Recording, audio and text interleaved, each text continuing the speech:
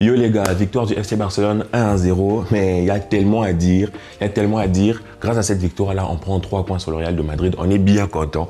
Mais quand tu regardes le contenu, quand tu regardes tout ce qui s'est passé dans ce match, moi personnellement, je ne suis pas content. Je ne sais pas comment vous avez vécu ce match, mais moi ce match m'a frustré, ce match m'a dérangé. Dans ce match, est ressorti beaucoup de questions. On gagne 1-0, on a failli se faire prendre sur les dernières minutes. Le match en entier, pour moi, ce n'est pas un match abouti. Bien sûr, c'est contre l'Atlético de Madrid, c'est toujours un match, c'est toujours des matchs un peu hachés, c'est toujours des matchs un peu découpés, c'est toujours des matchs un peu en lambeaux comme ça. Mais franchement, moi, j'attends un peu plus de ce Barça-là. Je pense que l'on a l'effectif pour faire un peu plus. Franchement, mon exigence envers Xavi est en train d'augmenter parce que je me disais au début que oui, avec le temps, ça va venir. Mais jusque-là, quand je vois, oui, les résultats accompagnent, mais quelque part, il y a des choses qui font hic. On en parle dans cette vidéo. On en parle de la victoire. On est bien content. On continue en commentaire. Je vous lirai comme d'habitude. Et tout se passe juste après le légendaire. S'abonnez-vous. S'abonnez-vous.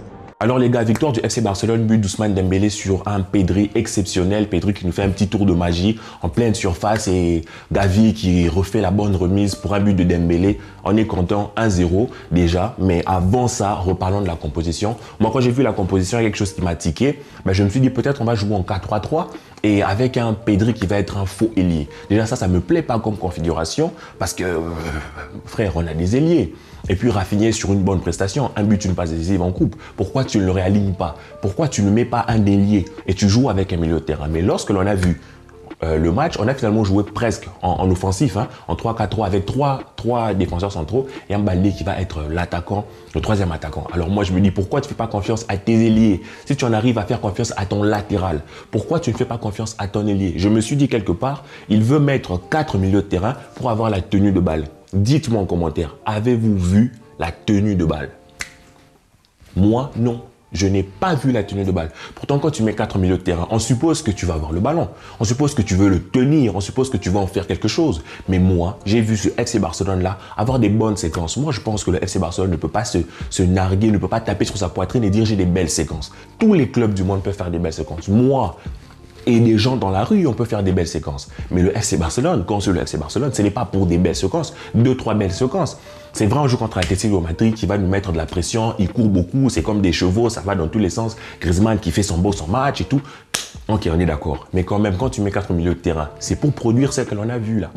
Moi, j'ai trouvé que nos milieux de terrain étaient décousus. Pedri dans un sens, Gavi qui prenait le ballon, il y avait quelques moments où ils étaient tous ensemble, mais on voyait par exemple des joueurs qui étaient dans ce système-là, fantomatique, en dessous Fati, on ne l'a pas vu.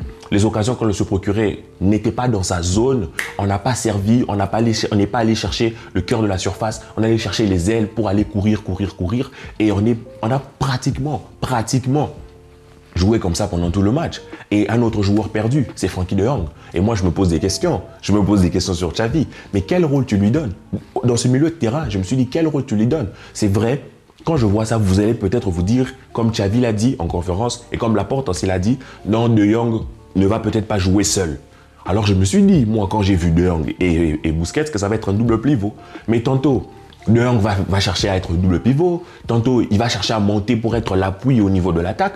Alors je trouve, moi personnellement, que De Jong est peut-être le joueur qui a le rôle le moins clair dans cette équipe. Qu'est-ce que tu attends du mec? Parce que même aux Pays-Bas, quand il joue double pivot, oui, mais c'est un peu lui le 6. Mais là, tu lui demandes de jouer double pivot, mais c'est pas lui le 6. Et tu le fais faire un peu tout et n'importe quoi. C'est un peu le mec qui fait tout et n'importe quoi, mais qui fait pas ce en quoi il est fort. Tu vois ce que je veux dire? Parce que cette configuration-là, moi personnellement, je me suis dit à quoi De Jong sert? Première période, moi je l'ai trouvé invisible tout simplement. Vraiment, je ne l'ai pas vu. Seconde période, c'était toujours comme ça. Et le comble, Xavi le sort.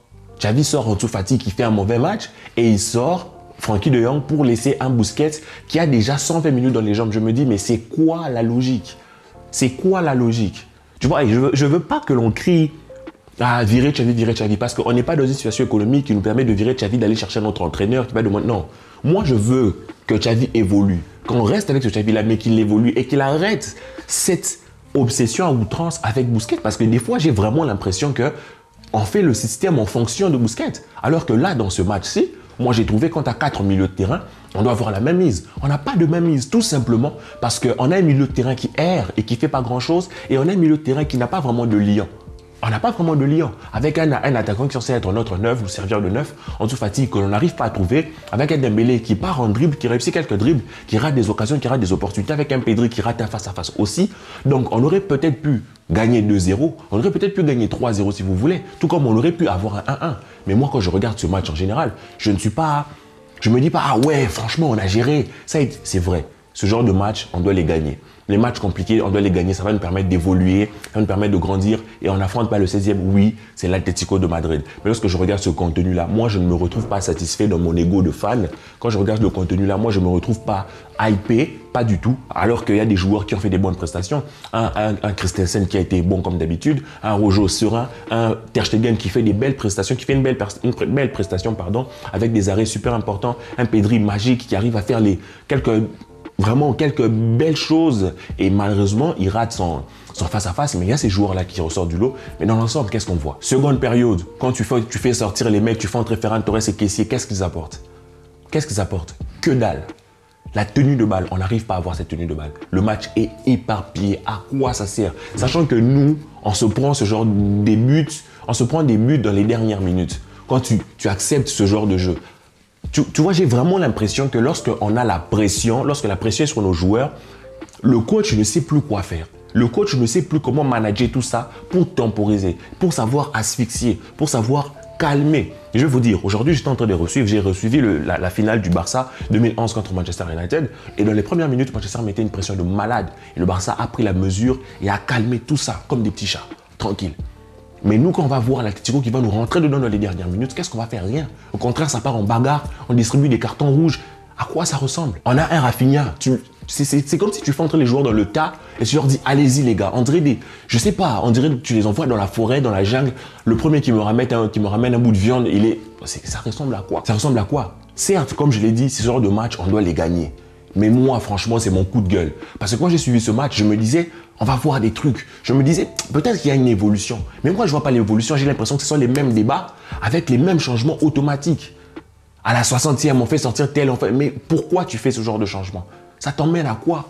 Ça t'emmène à quoi? Tu vois, moi, tout ça, ça fait que quand je regarde l'effectif du Barça, je trouve qu'il y a largement moyen de faire mieux. Je ne sais pas pour vous, dites-moi ça, mais pour moi, il y a largement moyen de faire mieux.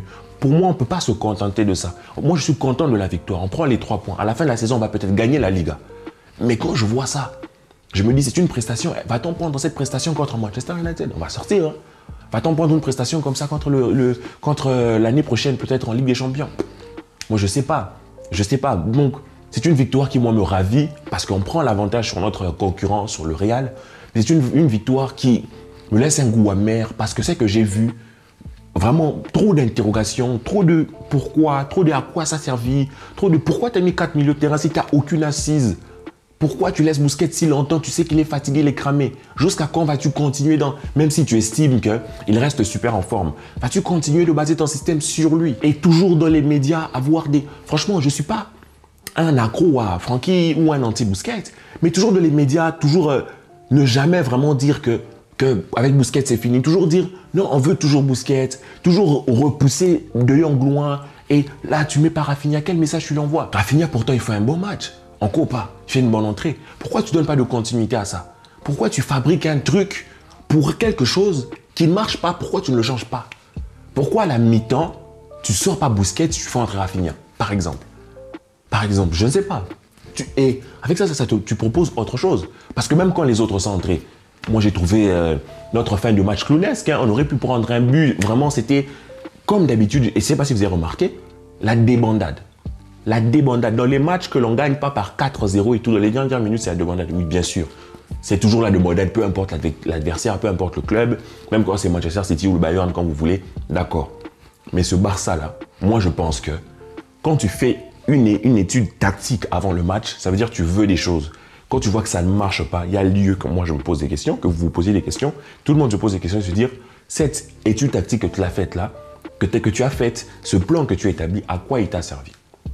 Mais notons quand même les belles prestations des joueurs qu'on a cités, les Baldé, les Christensen, les Araujo, les Ter Stegen, les Pedri, les Gavi qui fait aussi son match. Mais dans l'ensemble, moi quand je regarde cette équipe en tant que collectif, franchement, il y a vraiment, comme je l'ai dit, il y a des brides, il y a des belles choses, il y a Mais tu sens que, comme dirait Chancel Mbemba, la chance là, on n'a pas... Tu sens que c'est pas abouti, c'est pas fini.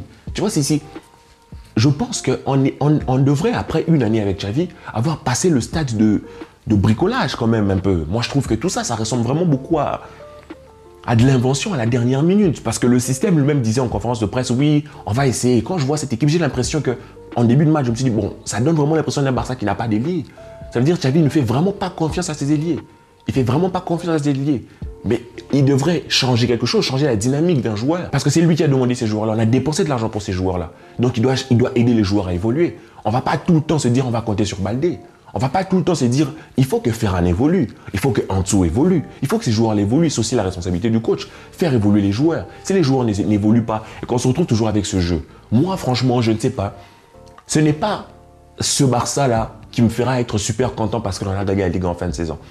En tout cas, ce n'est pas ce Barça-là. Un Barça qui gagne avec une structure un peu comme ça. Et franchement, moi, quand je regardais le match, je me disais, mais je vois à peu près ce que tu veux dire. C'est un 3-4-3 et tout, mais au milieu de terrain, il y a un mec fantôme. Devant, il y a un mec fantôme. On gère 20 minutes, on joue bien, on a le ballon, on gère la possession. Puis après, on se débride et tout. Et puis, tu as vraiment l'impression que c'est des molécules instables. On se recolle et puis on se recolle, mais ça manque de constance, tout ça. Ça manque de ligne droite. Et je pense que les joueurs sont à remettre, à rediriger, à redresser, mais le coach aussi, en tout cas, les amis. C'est mon avis. Victoire du FC Barcelone. On avance 3 points sur le Real de Madrid, titulaire premier de Liga. Mais moi, je pense qu'il y a encore du progrès, il y a encore du chemin avant que moi, personnellement, que je dise être super content, super fier de ce Barça-là. Donc, je compte sur Xavi pour faire évoluer. Dites-moi tout ça en commentaire. Que la paix soit sur vous, les amis. Peace.